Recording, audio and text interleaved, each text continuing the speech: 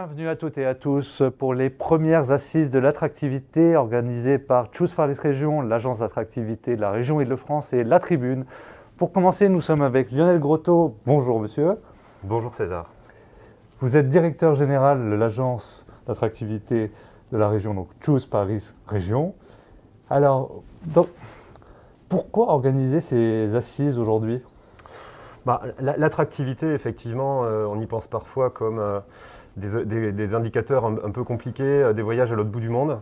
Et on avait envie de partager aussi ce qui est notre quotidien à nous. L'attractivité, c'est un mot qu'on emploie 100 fois par jour. Ce n'est pas un mot qui nous appartient parce qu'en réalité, beaucoup d'acteurs, et on le verra tout au long de cette journée, œuvrent au quotidien pour cette attractivité, le développement de nos territoires.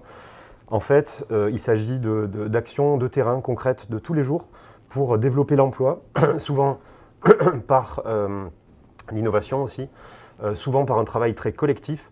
Et donc voilà, on souhaitait passer de cette approche un petit peu pas très compréhensible par tous, à quelque chose de très concret qu'on peut toucher et qui en fait crée de la valeur dans nos territoires au quotidien.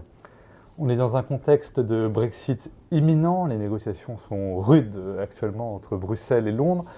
Comment la France, l'Île-de-France, la France plus généralement, peuvent-elles tirer leur épingle du jeu ?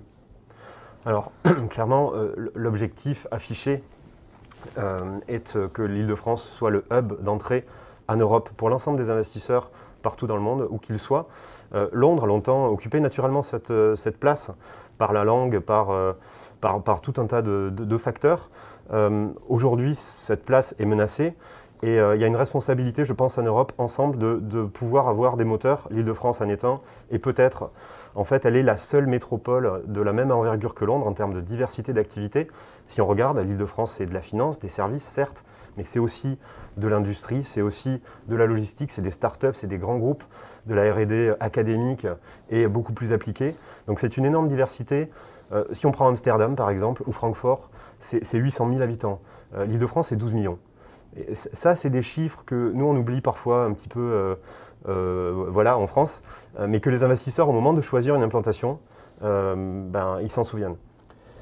La France, ce n'est pas que l'Île-de-France, c'est aussi toutes les régions. Comment faire en sorte que cette locomotive aussi évite de laisser les wagons régionaux à la traîne ?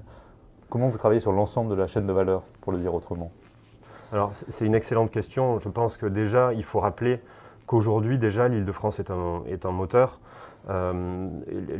Aujourd'hui, on a tout un tissu d'entreprises, de PME, de start-up partout sur le territoire qui bénéficient de l'Île-de-France parce que au moment de faire les levées de fonds, au moment de chercher des financements, on va effectivement bénéficier du fait qu'en Île-de-France, on a une grande place financière qui finance 70% de l'économie française.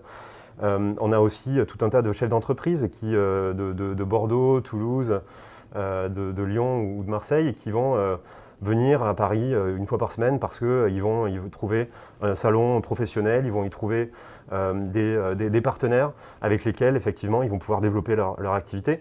Nous, on a accompagné en 2019 une société qui s'appelle WPD, c'est des éoliennes. Ils ont notamment des activités éoliennes offshore à Fécamp, donc ils ont développé leur activité. Les sociétés, en fait, attendent que les régions travaillent ensemble. Elles attendent un travail collectif.